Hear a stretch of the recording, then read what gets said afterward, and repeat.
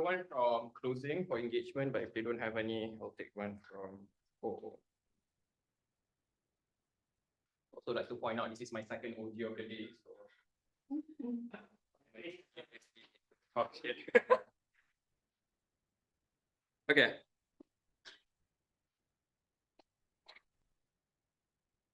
As a child, I've always believed in the idea of equality. I like to mingle around with different people of different backgrounds and different ideologies because I believe everyone is in the same basket. That everyone here is just different, maybe in terms of their appearances, but under their hearts, they are just the same individuals, and we can maybe just potentially have good connection with them. But because I'm a Muslim and because I live in Malaysia, society tells me that if I drink something from Ram's cup, I'm going to hell because Ram is not a Muslim. Or if I look at cat, I'm going to hell because cat doesn't wear any hijab. These are the kind of oppressive narratives that tramples upon the ideas in which individuals can live meaningful lives because behavioral affects how in which these individuals operate. The framing for this debate is simple, that dogmatic religious beliefs are crystallized beliefs which cannot be revamped. And the reason why this is debate winning is because societies are ever changing to meet societal demands. And the conclusion here is that these two things can never be intertwined. I'll give you two arguments later on why firstly, societies will be locked out of progressive changes. And secondly, the imposition of religious beliefs is just immoral in the first place. But let's just take a look at the setup that we have on the side of OG.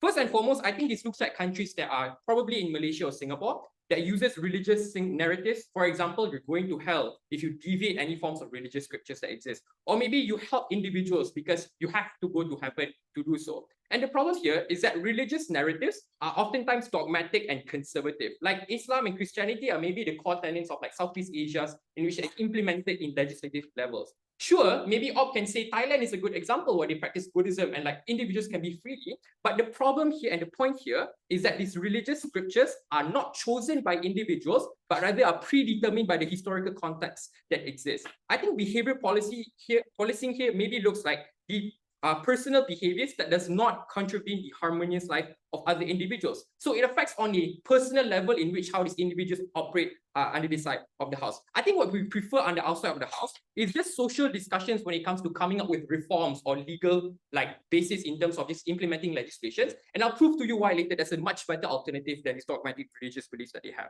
First argument then on why societies will be locked out of progressive changes. I'll take one after my first argument is finished. The framing for this argument is simple, that behavioral policing affects how society thinks in general, because how you act on a personal level affects a way in which how your external factors also change. Maybe the way in which you interact with your immediate circle also affects the third person or the fourth person that you meet in life.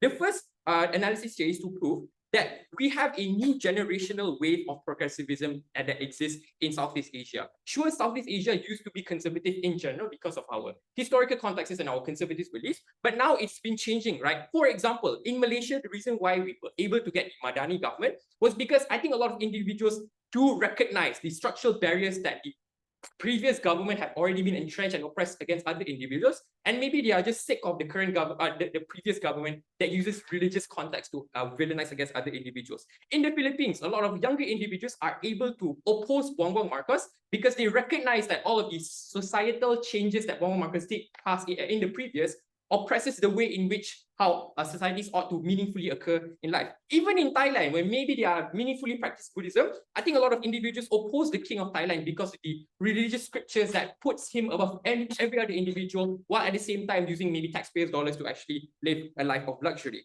The point here is that all scriptures that justifies the authoritarian regimes are now being attacked by the newer generational wave, and also the propensity for progressivism is now likely going to be high. Secondly is to explain why religious narratives are just bad in general. Three reasons why. Number one, it takes out the nuances of such behaviors in the first place. For example, crimes out of necessity are something that is shunned upon in like conservative areas, like maybe in Southeast Asia. Maybe the fact that you steal bread, then probably you deserve 10 years in jail, because if you were to steal in general, you might go to hell. But the reason being on why these crimes out of necessity happens in the first place is probably because of like the structural inequalities that is imposed upon to like the perpetrators in the first place. But the point here is that no one gives a shit about why this person committed the crimes in the first place by just punish it and just turning a blind eye. The second reason why it's bad is because there's no willingness to deal with these issues, because there is a higher form of lack of understanding. For example, the gay kid in Malaysia probably couldn't live a meaningful life Because, like, do you look at this gay kid as a person who probably deviates from like the religion itself and they deserve to go to hell? But maybe a better understanding government who does not use these religious scriptures will probably ask the kid, why is it that you feel such a way, and whether or not you need such help in the first place. The third reason why it's bad is because you are unwilling to actually change the laws that exist themselves. The problem here is that laws are supposed to change according to the times, but you can't deviate from the scriptures because you've already embedded it within your legislative level. This looks like, for example, laws surrounding suicide, right? In Malaysia, if you were to kill yourself, then you technically, and if you were saved by like the authorities, then you're likely going to go to jail. Instead of understanding why is it that these individuals wanted to commit suicide in the first place. The comparative that exists on the outside of the house is that at the very least, when you look at social issues on a case-by-case basis, it's much better. Because number one, like social issues are never black and white. It's not it's not one over the other, right? So obviously, for example, the ways in which a traditional lady who wants to practice a polygamous marriage would be something that is empowering for them versus a lady who wants to have an independent life and a career woman life that is good for them. The way in which society operates under the side of government is that we take into account of the arguments as to why they believe in such a way and try to cater to those groups of individuals. Sure, Jose. This. And if the state is not doing it, but the people on the ground doing it, are you okay with cracking them down? Our narrative is equitable change, that everything is never the same, that social issues are never black and white, and it's not easy to just say that if you were to do something wrong, then technically you're going to hell. That's not the way in which we operate. And we as humans cannot basically say that someone deserves to go to hell just because they don't agree with our moral policies. Second argument then on why there's likely going to be the imposition of religious beliefs. I think the problem here is that actually just all individuals are victims of the birth lottery. You cannot dictate what kind of religion you land on, and you cannot dictate what kind of country you land on. The problem here is under the side of opposition, you force individuals to subscribe to these ideas because it becomes part and parcel of the legislation that you have. Two problems here. Number one, if any individuals who are not part of that religion basically does something to deviate it, and then people around them tell them that they're going to hell, what's likely going to happen is they're going to self-internalize, which makes them unworthy of being part of society. Say, for example, that you were to believe in certain sexual ideologies that deviate from the norms that exist in the country. Or the second problem here is that there's no inclusionary methods of including everyone in society. I would say I want to be friends with everyone in society, but because I'm a Muslim and the country and the government itself is Muslim, it bars me from like probably being friends with anyone else, and maybe other individuals who feel the same way as well. All in all, society requires progressive changes. Dogmatic religious beliefs would never allow for that. Thank you.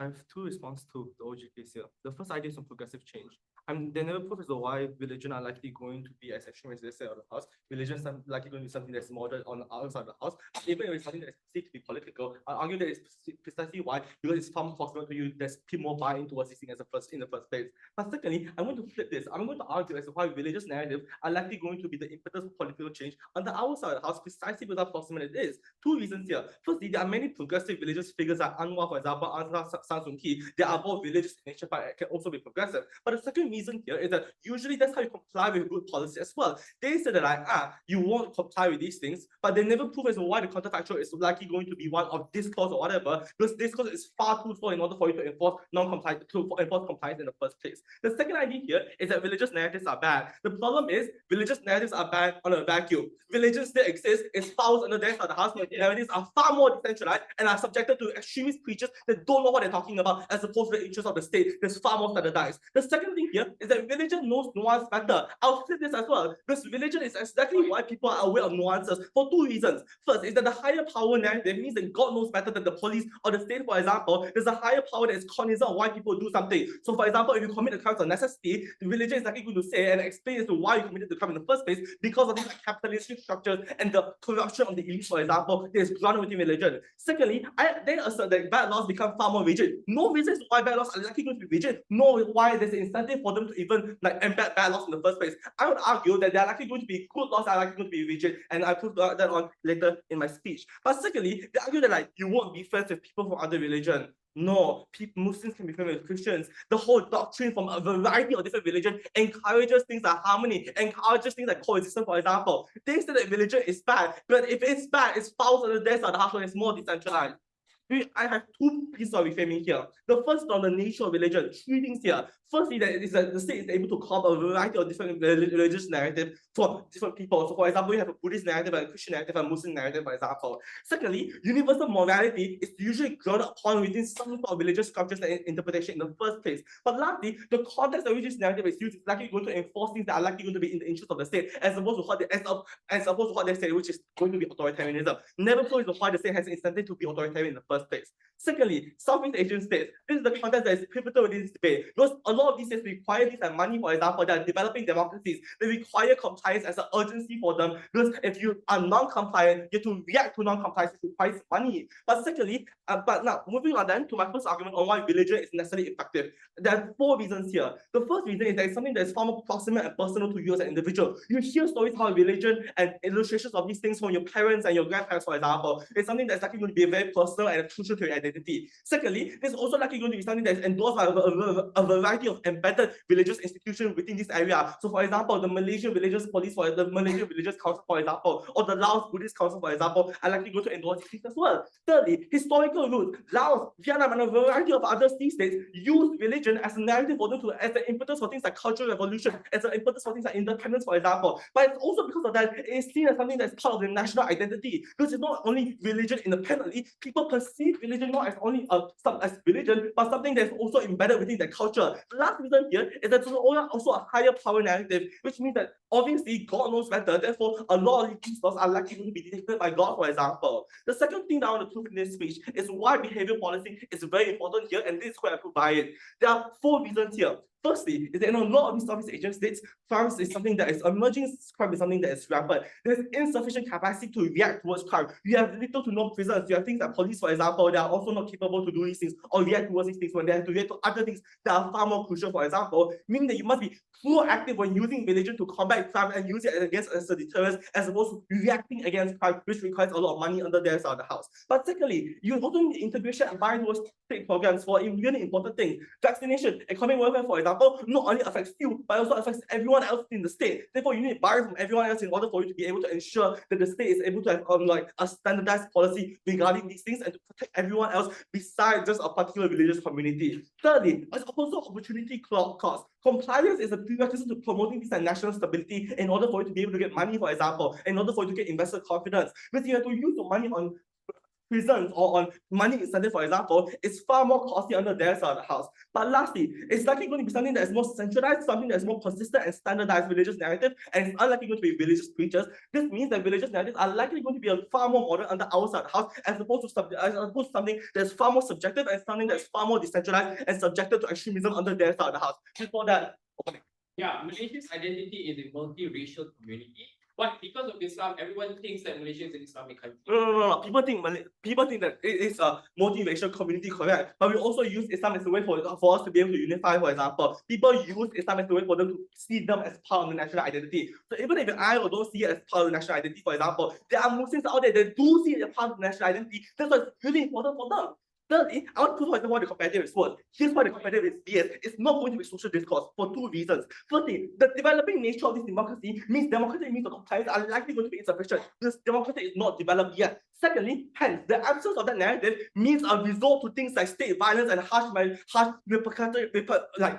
retaliatory measures and the their side of the house. But thirdly, it's precisely because democracy is merely developing, the magnitude and the scale of violence is far worse when the state resorts to more arbitrary means of compliance that are likely going to be more violent, they are likely going to be more paid. But lastly, social change via discourse, even if it's true under their side of the house, they never proves why the counterfactual exists, by the way. It's far slower. You need compliance now in order for you to be able to get things like money, in order to get things like confidence, for example. If they want to have social discourse, I'm not sure why social discourse automatically equals compliance. Never put that under their side of the house, never proves why reforms are likely going to be under their side, reforms are likely going to happen without religious narratives under their side of the house. Religion is likely going to exist. Therefore, we need to use it as a means of unifying the country. Lastly, why is buying so important for Southeast Asian states, and why is it dramatic for you to buy this debate?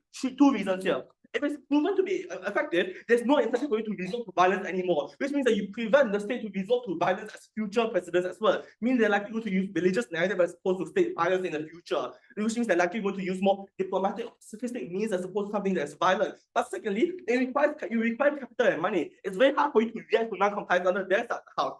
They want social discourse. They want all of these things, but social discourse can also happen with religious narratives as well. This means that at least under our side of the house, be able to moderate these things, standardize it, and make sure that these religious narratives remains normal, remain moderate, as opposed to their side of the house. Because if religion is truly bad, it manifests in its most pernicious and malicious incentive under their side of the house, but you're likely going to get things that are far more fundamentalist, that encourages extremism under their side of the house. If a Muslim cannot be fair with a Christian, it's because of their narrative.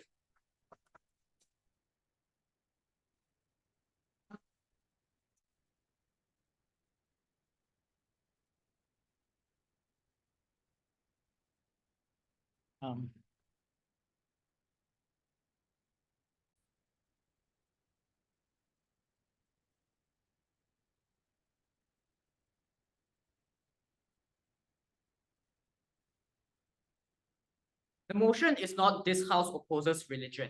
What opening government failed to prove was, why was Anwar going to waste limited state resources to say, Adam, you cannot drink from Ram's cup? More likely counterfactual was that the state was going to use these resources and religious narratives in a way that was productive, which justifies socially utile outcomes, rather than small things within religion which don't have the ability for the state to justify these laws. I want to make two observations at the top of this speech. First, let's note the fundamentally contradictory characterization by OG, where they say Southeast Asia is slowly liberalizing, so we don't need religious laws. But at the same time, all the religions will exist in the worst, most extremist form possible. So Wayne, you may want to pick one in your member speech. I think it'll make you have a chance over OG. But the delta in this debate was, in cases where individuals don't comply with the atheist rhetoric, what will they do? So it is only us on OO that can use this as a tool in a toolbox to tackle the different incentives of different demographics which cater to these religions, and only us can have this tool. Secondly, let's clarify the burden in this round once again. Both GovBench cannot run generic anti-religion or anti-coercion cases because the prevalence of religion exists regardless. But in the absence of using religious narratives, the state still has to maintain law and order in some form or another because they want to prevent the chaos that leads to people having violence, that leads towards the economy being harmed. So they default towards excessive physical policing and violence, as we argued from Raymond, to no response. Why is this far worse? First was that you decentralize authority and physical power to smaller groups which have less accountability put on them, because if they want to take into account what the state's incentive is to consolidate power, if the police wants to get additional bribes, they can additionally go and hurt people without God being able to say this is the thing that's most fair. So the burden of OG was to explain why the desire to pursue power and to consolidate power only exists when you use religious narratives. Otherwise, their worst harms are symmetric or worse on their side. We prove that the likely cases which the state is going to be somewhat reasonable and whether religion is going to be used in a fair way or not. Three issues in this speech. First, on the effectiveness of religious narratives. Secondly, will this power be abused? And third, on reducing religious conflict. First, on the effectiveness of religious narratives, we argue three things. One, that in the prevention of crimes, as Adam and Aisyah argue in the last round, people who care about religion deeply respond towards the call of religion for the reasons from LO that receive no response, about how this shows to people that this God is always going to be watching you, that the threat of going to hell is permanent rather than something you can just bribe your way out of if you're someone who's rich, or you can just run away from the police. You can't run away from the afterlife and the forms of karmic balance that will punish you in the event that you go against these moral minimums. But second, it's also in providing solace for victims, because the state has limited resources and like the criminal justice system can also be like overburdened. So because of narratives like karmic balance, that even if you don't get immediate physical justice, that there's still spiritual hope for victims to know that someone is going to be listening for them, that they will be compensated in ways that are good. But thirdly, there's the opt-in from religion. So religious preachers and institutions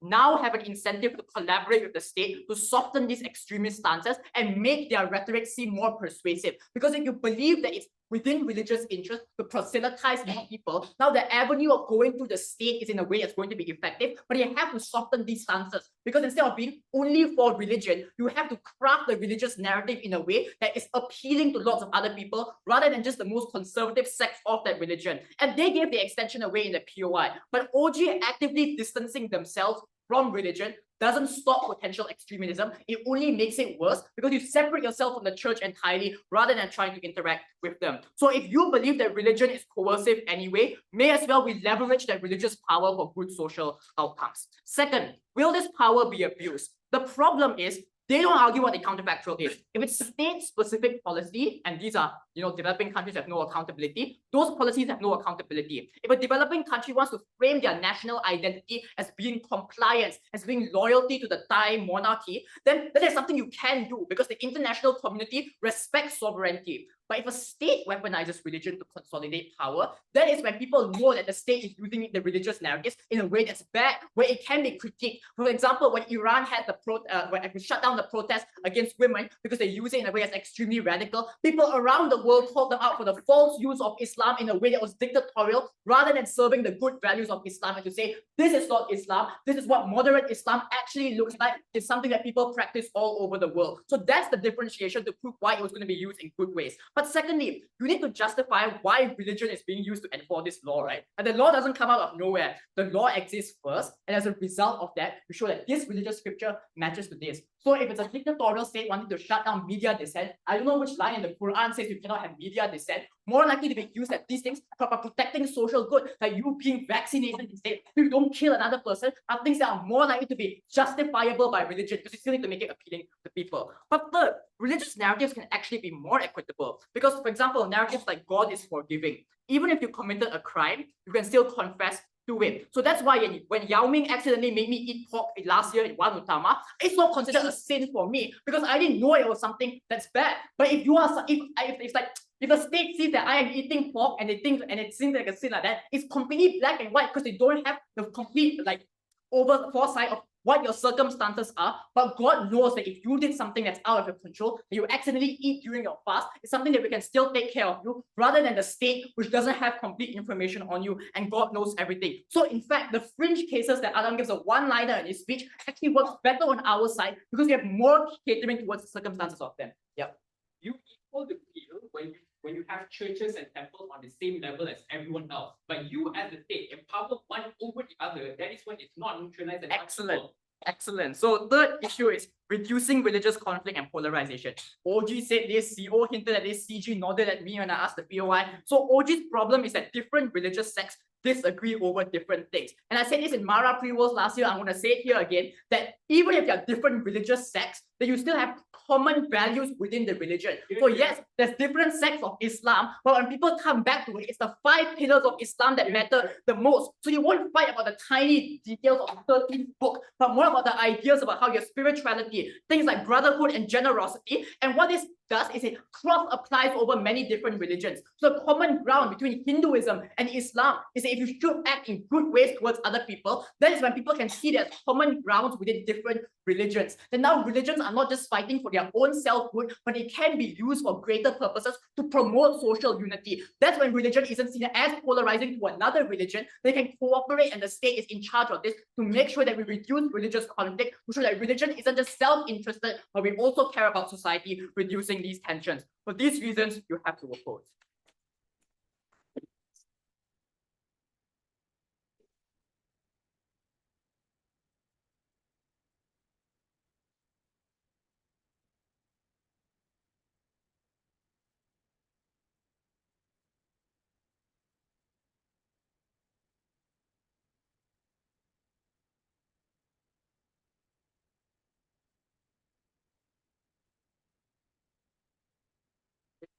Speech starting in 3, 2, 1. I want to talk about two things in this speech. The first, in terms of religion as an established moral minimum to check and balance people on the ground. And second of all, in terms of how proposition allows this as an instrument to be used against minority communities and engage in isolation. First of all, in terms of moral minimums and in terms of religion. The first thing I want to do is to point out the inconsistent characterization from opening opposition that directly means that a vast majority of their case is going to go well. The first thing to point out is that they cannot say they would like to use things, for example, moderate rhetorics, or for example, forgiving contexts. The reason for that is because if you tell individuals on the ground that you might go to hell right now, or you might not go to hell, or for instance, even if you commit a sin, or even if, for example, you committed a crime, for example, you will inevitably be forgiven. In those contexts, I would question to what extent will your doctrines on opposition be effective? That is to say, the reason is why this likely pivots into this is specifically why they likely pivot into extremism on their side of the house. But there are three additional reasons as why this is the case. The first is this is the most effective way to which the state can instrumentalize this in a way. But second, this is a good opportunity for politicians on the ground to harp on his bandwagon and suggest, no, if you don't buy into our religious doctrines or you don't buy into religious punishments, for example, you're not part of the society. The third and the most important reason is opening opposition's own language. Listen to the first opposition. We need compliance. If that is true, and that is needed so badly on their side of the house, the implication of this is that they would have to be extreme. But what is the strategy right here? If they say that they're not extreme on their side of the house, all their benefits that is hinged upon the efficacy of their advocacy of their side of the house is undermined. But if it is extreme, then you're subjugated to all the harms that we're talking about in this way. The second thing I'd like to clarify is that no, opening opposition cannot simultaneously suggest in their first speech, and note, I'd like to split what Umar tells you, which is that they said in their first speech that religion is actually liberating on the ground. If it is true that religion is liberating on the ground, the very same religion will not be extreme on our side of the house as well. No, this is not a contradiction, because what we are saying is that religion is only extreme insofar as it is put in the hands of the state, and when it's preached on the ground, it is less. So if religion is liberating, and you have, for example, like Christianity actively liberalizing themselves, you have, for example, more moderate Muslims and more moderate people opting out of these religion on our side of the house, that is likely to exist. What is the implication of all of this? The comparative is that on our side of the house, liberating movements and liberating religion can continue to preach on our side of the house on the ground, versus on their side of the house, that is state we unilaterally enforce a singular and a monogamous religion that every single individual opt in. That is specifically as to why it is bad. So here translates into the first extension that CG wants to talk about in this space in terms of why that moral minimum is likely established better on our side of the house. First of all, in terms of the fact that you can opt in and out of those religious communities on our side. Given that we've already resolved the deadlock, that if religion is liberating and if religion is actually moderating in the status quo, then likely happens on our side of the house as well. What does this mean? This means on ours, and no, opening government suggests us that this is key towards buy-in towards the system and opposition, but they don't explain why specifically that this likely happens as a result. We think this likely happens in a couple of ways. First of all, for example, you're able to break out of your equal chambers as a result of this, as what opposition themselves suggests. That you can, Christians and Muslims can be friends as a result of that, but on our side of the house, that's actually achieved better. But the second reason as why you can opt in and opt out is that if you don't believe in a state on their side of the house, you will either force to comply or you will either force to shame, and you will basically, the state suggests or the state tells you that you're going to rot in hell. On their side of the house, it is far harder to opt out, but even if they could, they're going to be seen as exclusion and anomalies of society. That is specifically is why, as a form of check and balance, it is significantly less effective on their side. But secondly, that's what I like to note. And this is where we respond to Umar saying that there are commonality across different religions. The reason here is because the state needs to pick one and only one religion to enforce it. The reason for that is because you would, for example, contradict each other's religious doctrines if you were to enforce multiple different things at the very same time. Yes, it is true that we share common principles, but there's still diverse differences and diverse interpretations of that things, for example. If what Umar tells you is true, then every single religion fundamentally is the same, then we will only have one religion in the status quo. The reason is why we have diverse religions and diverse individuals opting into different religions in the status quo is because we recognize the differences, and some differences are innately irreconcilable. As a result of that, you enforce that irreconcilable difference on the opposition bench. That is specifically as to why this is bad. But a third reason as to why this is actually better on our side of the house, which translates into our second extension, is that no, if the state were to pick one and and only one religion to enforce, likely they will pick the majoritarian group. And this is how we nuance this motion to the Southeast Asian context. The reason is why this is important is because, no, in the Southeast Asian context, the vast majority of countries, or at least some countries, innately have like diverse religious groups across the board. Sorry, if in Malaysia, for example, you have the Indians, you have like different, you have like different interpretations of like the religion itself. You have Buddhism, you have Christianity. Everything is simultaneously treated as a result of this. That is specifically why on their side of the house, they would likely sideline minority religion as a result of this. But what does this mean as a result of that? Two things. The first thing to know is that no, minorities on their side of the house are likely to be interpreted as extremes, or they pivot more and more away from the state. And this is how we actually make opening government's points actually impact opening government's points. Because note, minorities are the most important individuals or important stakeholders that we ought to care about in this debate. Before I explain that, yes. So it's a bit derivative there, but if there are different religious people in different areas, why can't we use the Hindu narrative to talk to Hindu people and use the Islamic narrative to talk to Islamic people? Yeah, you can't do that because if it is true that a state is simultaneously improving or like interpreting different versions of the religion, the first reason is that this is ineffective, but secondly, potentially contradict each other in that intersectionality. That is why it makes the entirety of that democracy in your set of house less effective. Yeah. But there are three harms here specifically is why this is bad. The first, no, this allows a society to stigmatize minorities even more as a result of this. The reason is why this is bad is because minority religions in the status quo is already subjected to massive amounts of stigmatization. The reason for that is because, for instance, the lack of interaction, for instance, the lack of exposure, you will actually aggravate that on their side of the house at a point in which you highlight the differences of these people and you allow them to not opt in and allow them to pivot away. But a second is note, this actually undermines the fundamental principles of the effectiveness of behavioral policies to begin with. If it is true that on either side of the house you have some levels of moral minimums being abridged, the difference we make then is in terms of helping the most vulnerable individuals on the ground who are unable to participate in the ordinary orders or the subconscious normalities of society to opt into their own forms of interpretations as a result of that. But lastly, I think it is just disingenuous for the opposition bench to suggest the individual's absence of the state enforcement would be unable to care about themselves. It was merely discriminatory, it was merely a form of stigmatization, is what we argued. For these reasons, CG.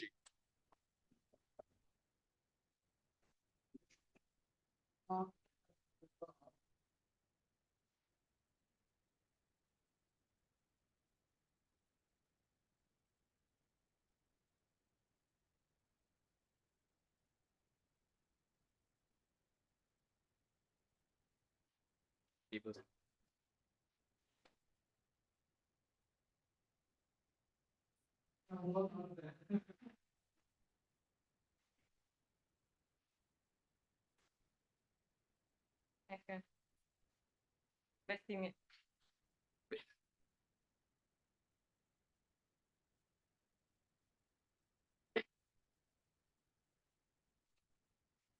Should have said that earlier. No, but like I want to.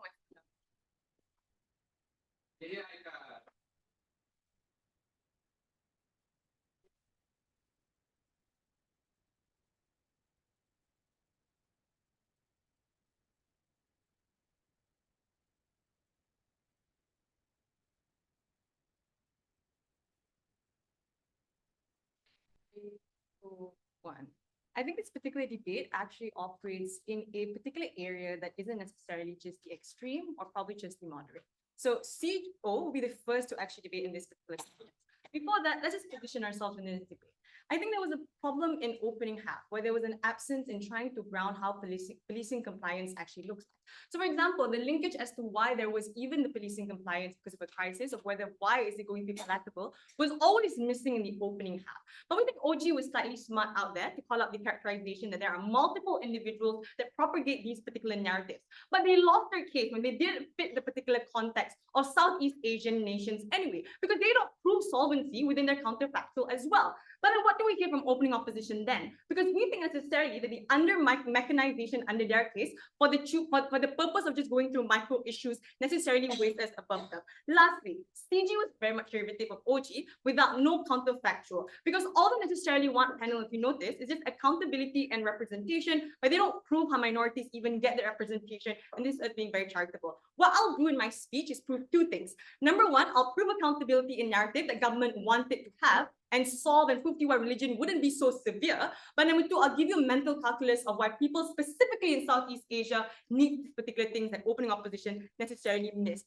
Before that, let's just look into framing, right? I think it's important to note that the reason why this debate is within the Southeast Asian is that the metric ought to become efficiency. We understand the problems within Southeast Asia, and in this particular probable narratives could be a part of the efficacy that necessarily is there within Southeast Asia. But in order for us to actually have the highest level of compliance on either side, we think we need to have all sorts of religion. So we think it's very uncharitable for them to only say, for example, it would only be the Muslims necessarily, propagating these things. But if, per se, the majority, like we're biting the bullet here, right? But if, let's say, the majority is still the Muslims, we think that's still far better because we actually prove to you that the majority of people who gain that benefit is much more bigger than their marginal side. But then, lastly, right, how does religious narrative actually look like? This breaks the deadlock that was missing within this whole particular debate. I think it's not just limited to the dogmatic scriptures, for example, going to hell. We think this is a misrepresentation.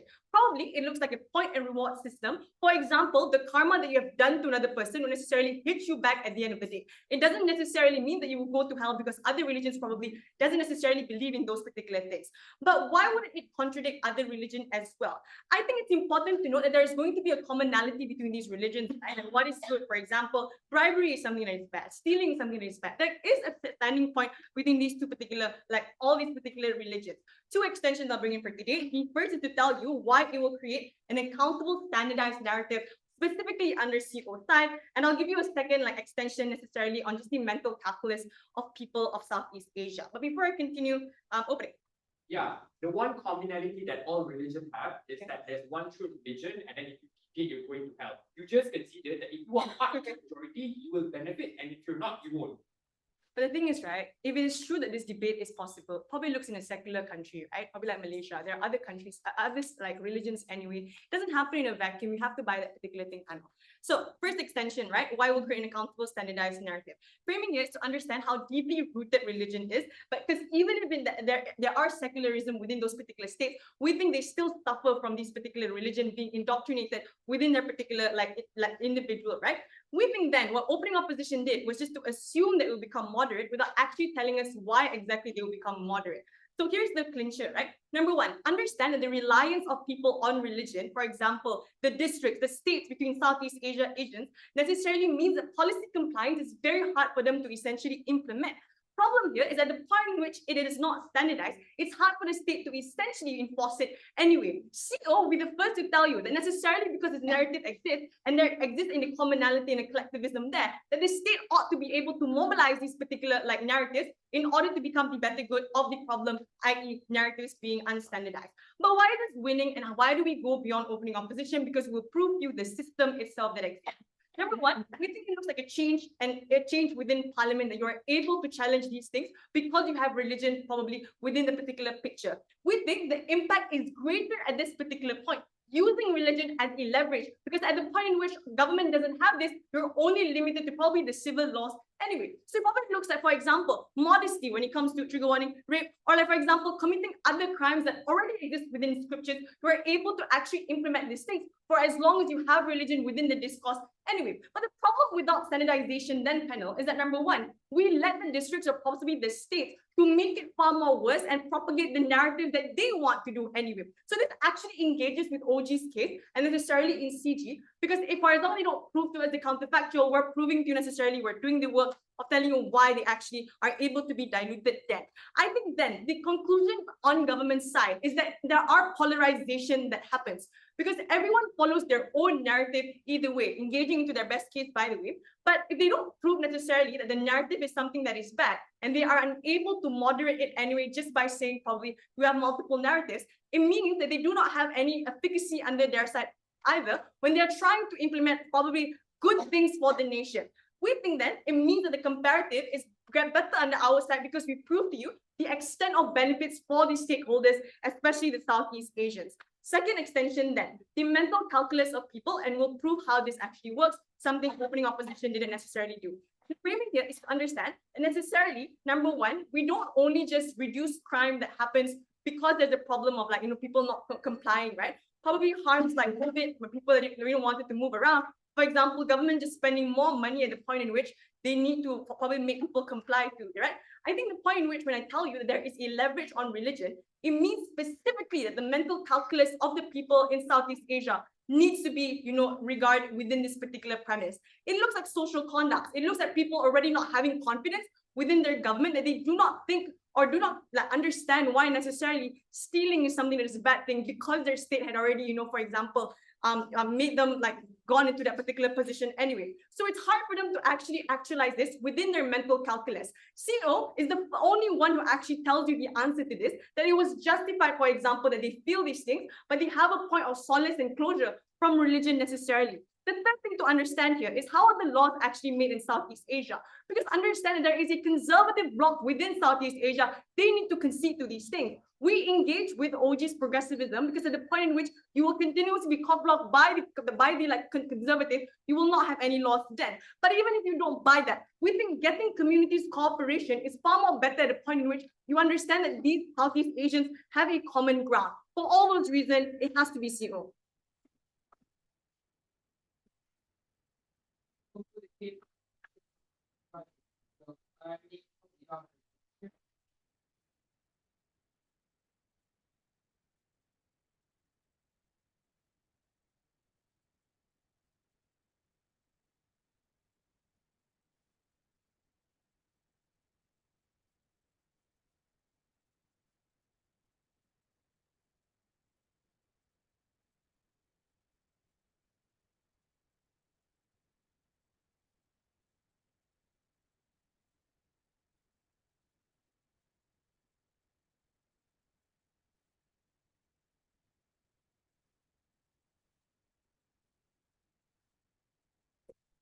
Anything from opening government, secondly, dealing with CO, and lastly, dealing with opening opposition. Firstly, dealing with opening government, then of how we weigh over in terms of impacting.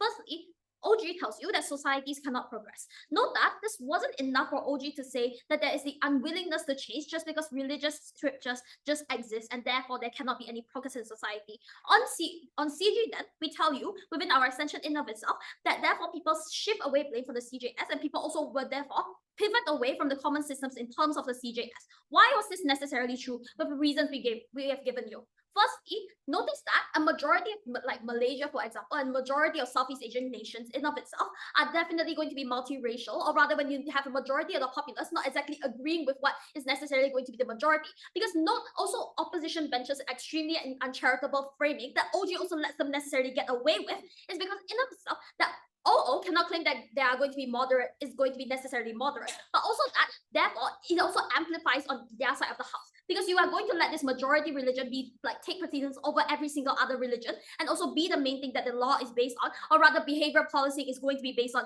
in that case. Therefore, on their side of the house, they are going to further weaponize this and also further amplify this. Why then do we weigh over OG's analysis and responses? Because firstly, we tell you how this further amplifies the oppression of minorities, which was missing from OG's case in of itself. Because the only thing that OG tells you is, you center out people and you center out people, and therefore these people and victims of circumstances are going to be harmed. However, CG therefore tells you how this is going to be further amplified and weaponized against minorities. The minorities are going to be the most vulnerable people within society itself, and OG only focuses on the large general people, general people only. Therefore, CG also extension proves to you that the most vulnerable people are likely the ones to be harmed on their side of the house, and it's going to be further amplified in themselves. Secondly, is that in terms of defending behavioral policing itself, note that these individuals that cannot confirm are going to further pivot themselves away from the system, which already proven within the extension. And this is extremely harmful that OG misses out within their case, because when they pivot away from the system, this is also harder for them to actually comply. This also flips opposition benches analysis on how necessarily citizens are going to be further harmed with further religion becoming radical. Because on their side of the house, when you have majority of the population pivoting away, this is when they actually can fall into this trap. Secondly, is that OG lets all get away from the conflicting framing itself. We solve that within member speech, and we tell that it immediately outweighs OG in terms of strategy itself. Secondly, dealing with CO then. CO comes up in here and tells you, and also note that CO is extremely derivative of opening opposition's framing itself. Notice that the only thing that CO provides you within this debate is that provide the individuals with the common ground. I think it's all the analysis that government has already given you within this debate, we tell you how there's going to be conflicting interests within religion itself.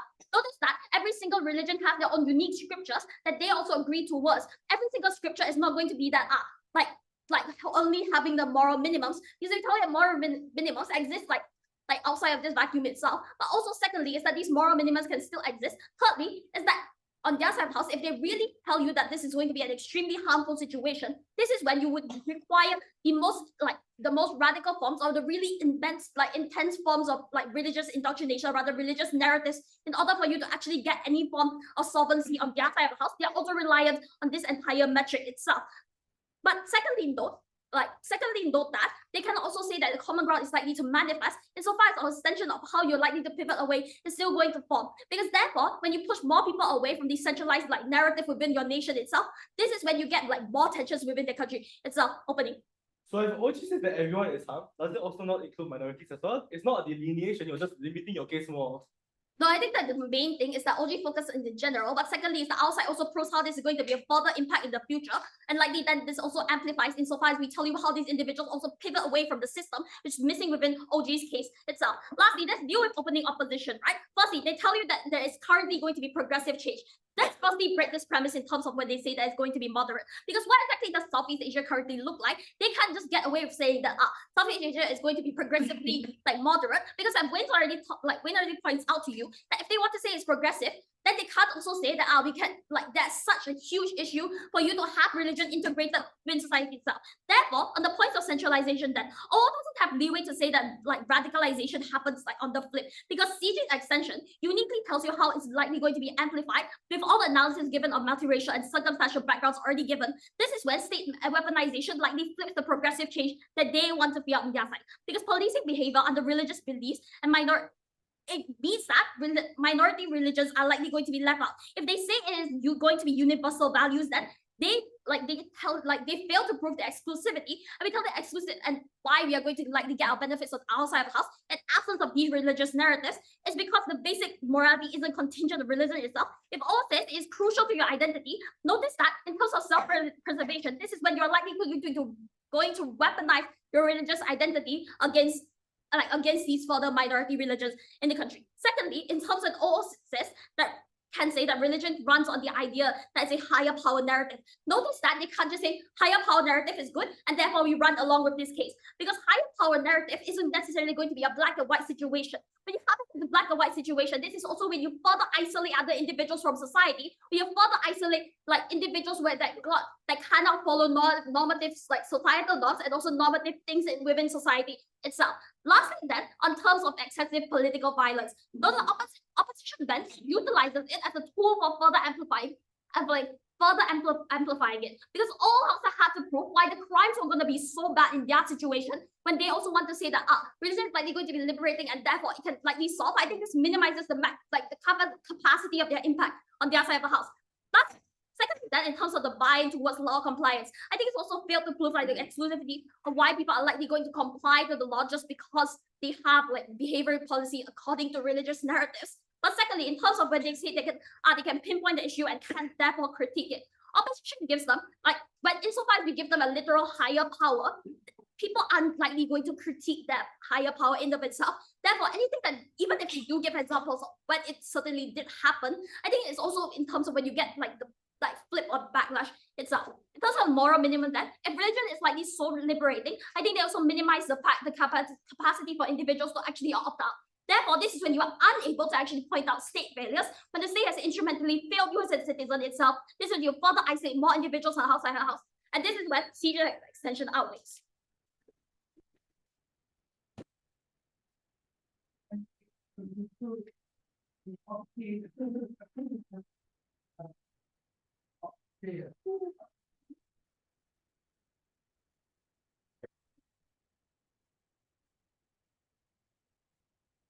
Okay, my speech in 3, 2, 1. Last year, after losing to Umar in a religion motion, I promised him to give a very good whip speech next time we meet. This is the day I will actually pay back.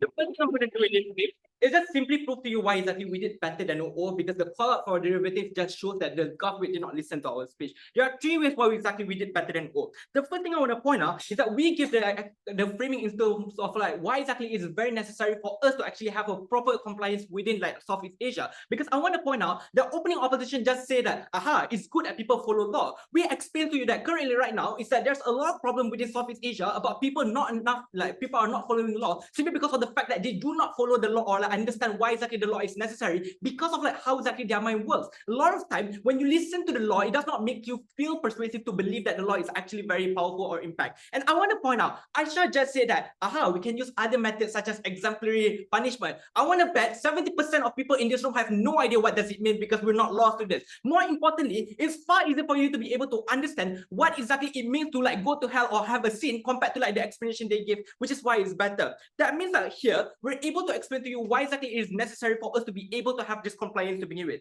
The second reason why exactly we did better than all is because all just explained to you why exactly like religion are very entrenched, therefore they will follow it. But we give you the analysis as to why exactly the mental calculus of people will change. One is because of the fact that a lot of like other ideology are very vague in nature, like exemplary punishment. What is that? Like you should do good things. Why exactly? Like the state is actually going to punish you if you do bad things. Why exactly the state is giving a lot of power? All of these things are very vague in nature compared to you just understanding that, oh, I shouldn't do this. It's because of the fact that the law, the religion tells me to do so. And this is very much easier simply because of the fact that every single person within the Southeast Asia believes in religion in one way or another, which means that it's far easier for us to be able to understand it.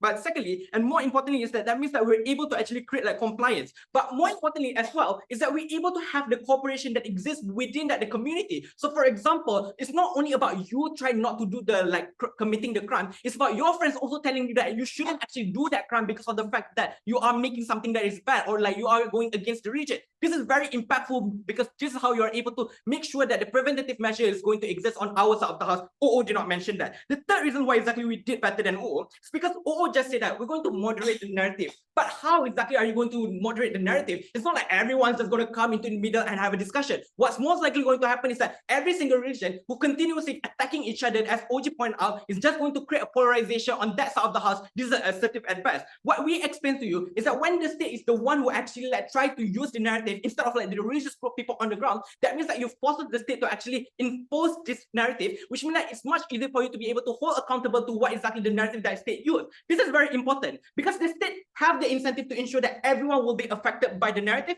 That means that they have to take into consideration of like all the narrative and all the religious scripture, all religion that exists within the country, which is how the accountability is better on our side of the house because you are able to call out the state, you are able to hold the state accountable. On that side of the house, what's likely going to happen is that every single time you want to call out past for using a very horrible narrative of like saying that you should follow the Islam because of the fact that if you're stealing, you're going to hell, it makes it harder for you to be able to call them out because every single time you're going to say that, it's literally making it seems like you are against the religion rather than against the narrative itself. On our side of the house, you are able to do this when it comes to the state because it makes it seems like the state are abusing their power rather than abusing the religion, which is why we did better than all. That's why we already rank above them. But let's take down Gulf bench as a whole, right? Let's start with CG. I want to point out the first thing that like we heard from like Gulf group is about the case on like the moving away from like the CJIs. I want to point out one is that that wasn't argued in member government. I'm not entirely sure how exactly you're going to credit that. But two, assertive at best. Why exactly are you going suddenly like move away from like the CJS at the point of like the religion becomes or like the main narrative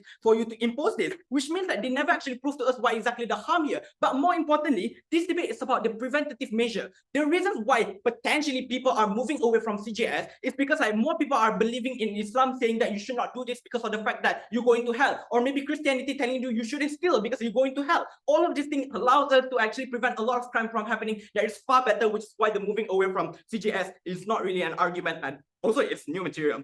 The second thing that they also argued is that how exactly like is like the region that we will pick is very extreme and we will only take one region. One, this is very assertive in nature because they just assume that we're going only to pick one region. We already explained to you in Sarah is that at the point where you only take one region, it's not going to be effective to other people within their country because it's like Southeast Asia are multi-region and multicultural in nature, which means that how exactly are you going to convince the Christian to not actually like steal money if like they don't believe in like the state power?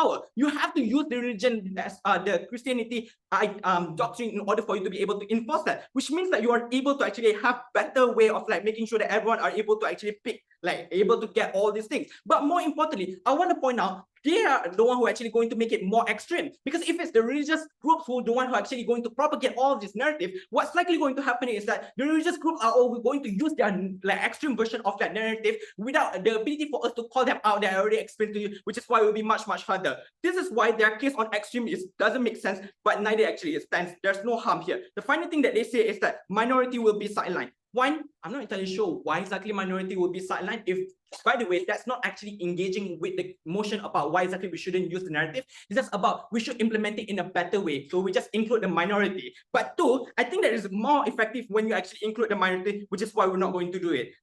But also finally, from moment, I take it here. Spirituality is intangible and personalized. If understanding the law is your benefit, how can people believe your justification when they themselves can't see it? What do you mean? It's like, if you don't believe in Islam, then you will not follow Islam, then you just follow the civil. Like our case is that we can use multiple version for multiple version of narrative for different people. If you believe in Islam, you follow the Islam narrative. If you don't believe in Islam, go for the narrative that fits you. That's how we wait. Let's deal with OG then. Here's why OG is lost around, right? The first thing I want to point out is that their case is about it's literally about the law rather than the implementation. But this debate is about the implementation.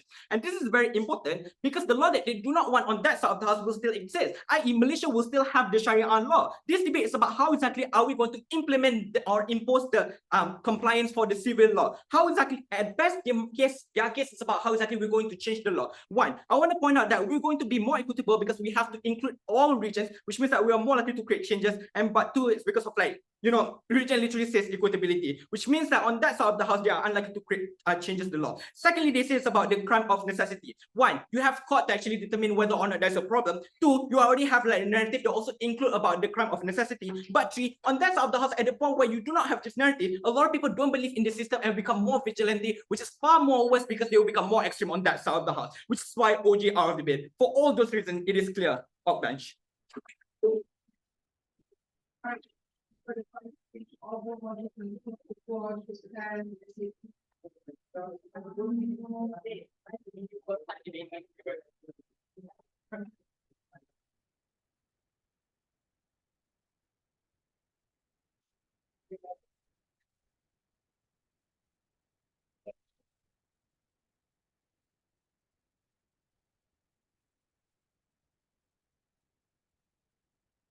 Wait.